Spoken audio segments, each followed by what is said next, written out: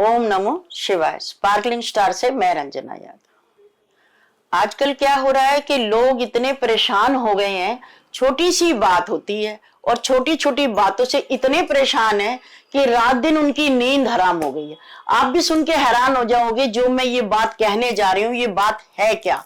और ये एक इंसान नहीं जूझ रहा, मैं कहती हूँ कि शायद सारे परिवारों में ये चीजें चली आ रही हैं।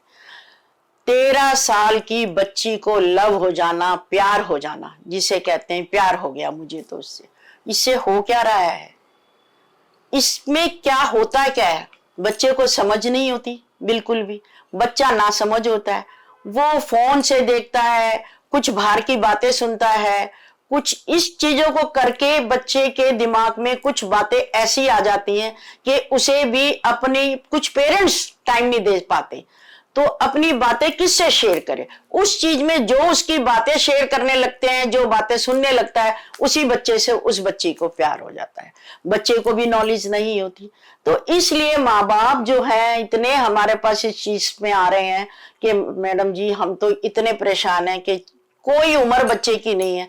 रात दिन हम सोते नहीं है, दिन ये नहीं हो रहा। मेरी बच्ची ट्यूशन जाती थी और वहीं पे एक बच्चा आता था, उससे मेरी बच्ची को लव हो गया और हमने उसको बहुत उल्टा सीधा मारा पीटा और उसको वहां ट्यूशन जाना बंद कर दिया।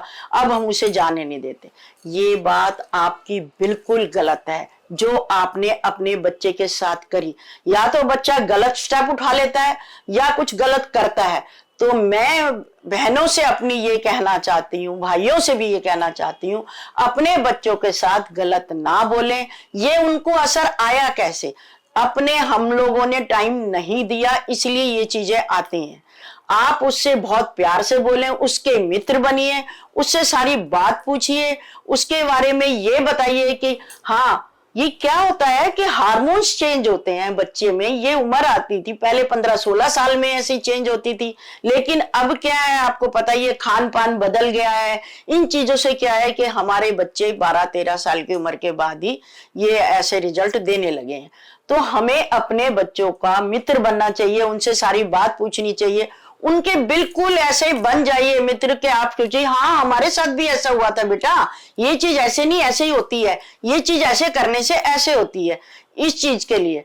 तो मैं आपको ये कहती हूँ कि आप अपने बच्चे के मित्र बनिए। पहले क्या था कि दादा दादी चाचा चाची बुआ फूफा इतने लोग होते थे घर में, कोई छोड़ने चला गया, कोई अपने उस चीज के चला गया, उनकी बातों में लग गए, बच्चे को खिला लिया। आजकल हम टाइम तो देते नहीं, कुछ बच्चे कम है, छोटे बच्चे नहीं होते थे पहले, बच्चों के साथ कर लेते थे। आज फोन ही है हमारे पास और हम क्या करते हैं, फोन में लगे रहते हैं। हम भी फोन में लगे रहते हैं क्योंकि हमारे काम ऐसे हैं, कहीं गॉसिप कर रहे हैं, तो बच्चों को टाइम नहीं दे पाते। ऐसे बच्चों के लिए हमने काउंसलिंग रखी हुई है। हम उस बच्चे को, ऐसे मेरे पास 2 बच्चे आए थे कि मैंने उन 2 बच्चों को काउंसलिंग दी। आज उन बच्चों का उस तरफ से मन भी हट गया, बड़े आराम से वो पेरेंट्स भी सुखी और हम लोग भी सुखी। तो ये क्या होता है कि पेरेंट्स को काउंसलिंग करानी चाहिए, बच्चे को बताना चाहिए। कुछ बातें पेरेंट्स की नहीं मानते, बाहर ही आके बच्चा समझ पाता है कि बाहर वाला इंसान सही कह रहा है, मेरी मम्मी तो ना मुझे डांटती है मारती है, वो मेरी बात सही नहीं कह पा रही। कुछ पेरेंट्स बहुत अच्छे फ्रेंड्स भी बन जाते हैं, लेकिन हर पेरेंट्स ये काम नहीं कर पाता। उसके लिए हम काउंसलिंग कर सकते हैं। आप हमारे नंबर चल रहे हैं स्क्रीन पे, आप उसे देख सकते हैं और अपने बच्चे की काउंसलिंग करा सकते हैं। ओम नमो शिवाय।